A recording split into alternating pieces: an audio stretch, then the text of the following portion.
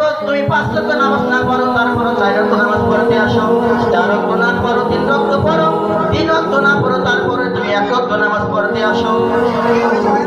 আলহামদুলিল্লাহ, সকল প্রশংসা, সকল গুণগান যেই মহান রব্বুল আলামিনের দরবারে, যে রব্বুল আলামিন আজকে আমাদের সকলকে একত্রিত হয়ে এই মাগরিবের 3 রাকাত ফরজ সালাত আদায় করার পর সকলকে এই মজলিসে জান্নাতের বাগানে আসার এবং বসার তৌফিক দান করলেন। সকলেই শুকরিয়া আদায় করি, সকলে বলি আলহামদুলিল্লাহ। আরো জোরে বলি আলহামদুলিল্লাহ।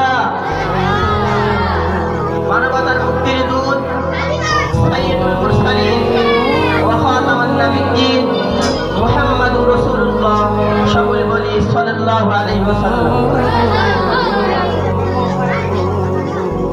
আল্লাহ পাক রব্বুল আলামিন এই আয়াতের মধ্যে ডাক দিয়ে বললেন, ওয়া ক্বাদা রাব্বুকা আল্লা তা'বুদু ইল্লা ইয়্যাহ। হে আমার বান্দারা, তোমরা একমাত্র আমার ইবাদত করো। আল্লাহ তাআলা ডাক দিয়ে বললেন, তোমরা একমাত্র আমার ইবাদত করো। আজকাল দেখেন আমি এখানে ওয়াজ মাহফিল করতেছি, এখানে একটা যুবক পাওয়া যাইতেছে না। দেখেন মসজিদের মধ্যে যখন মুয়াজ্জিন সাহেব আযান দেয়, আমরা বাসার মধ্যে বসে থাকি, বাসার মধ্যে ফোন চালাই। মসজিদের মধ্যে আযান দেয়, আমরা মাঠে ঘাটে কাজ করি।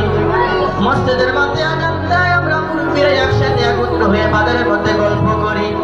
মসজিদের মধ্যে আযান দেয়, আমরা মসজিদের সামনে দিয়ে হাইটা যাই, তারপর মসজিদের মধ্যে দোষক থেকে তাকাই না, তারপর মসজিদের মধ্যে যাওয়ার সময় পাই না। আগে যুবক তুমি 5 ওয়াক্ত নামাজ না পড়ো, তারপর 4 ওয়াক্ত নামাজ পড়তে আসো। 4 ওয়াক্ত না পড়ো, 3 ওয়াক্ত পড়ো, 3 ওয়াক্ত না পড়ো, তারপরে তুমি 1 ওয়াক্ত নামাজ পড়তে আসো। আজকাল দেখেন আমরা নামাজ পড়তে আসি না, আমাদের উপরে জাকাত প্রদান করা ফরজ হয়ে গেছে, আমরা জাকাত প্রদান করি না।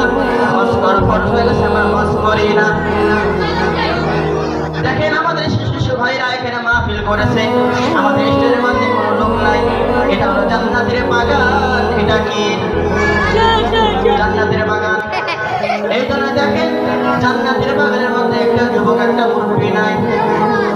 এখন আপনারা বাজারের মধ্যে যাবেন, যা দেখবেন হোস্টেলের মধ্যে, বাজারের দোকানের মধ্যে ওরা মুরব্বীরা গল্প করতেছে, চা খাইতেছে, আর টিভি দেখতেছে। চিল্লা বলেন ঠিক কিনা? দেখেন জান্নাতের বাগানের মধ্যে কেউ নাই, বাজারের মধ্যে লক্ষ্য করে দেখবেন হাজারো মানুষ আছে কি নাই? আছে। আরাকাতের মধ্যে ডাক দিয়ে বললেন, ওয়াবিল ওয়ালিদাইনি ইহসানা।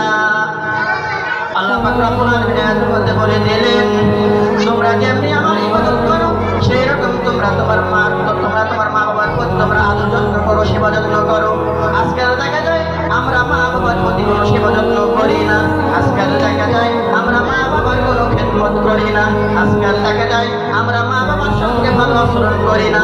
আজকাল দেখা যায় আমরা মা বাবার গায়ের উপর কেউ আবার হাত তুলে। চিল্লা বলেন ঠিক কিনা? যেই মা বাবা 10 মাস 10 দিন গর্ভে ধারণ করে তোমার লালন পালন করলো, যেই মা বাবা তোমার 15-16 বছর লালন পালন করে খাওয়াইলো, যেই মা বাবা তোমার একদিন না খাইলে তারপর তোমার জোর করে খাওয়াইলো। আজকাল দেখেন আমরা কেউ যুবক আছি, একটি মেয়ের পাল্লায় পড়ে আমাদের মা বাবাকে ভুলে যাই। চিল্লা বলেন ঠিক কিনা? আমরা ভুলে যাই কি যাই না? আমি যুবক ভাইকে বলতে চাই, আমার যুবক ভাইরা রে, তোমরা আসো, ইসলামের পথে আসো, তোমরা 5 ওয়াক্ত নামাজ কায়েম করো। বেশি কথা বলতে চাই না, ও আমার যুবক ভাইরা, তোমরা 5 ওয়াক্ত নামাজ পড়ো। আয়াতের মধ্যে দেখতে বললেন, ইম্মা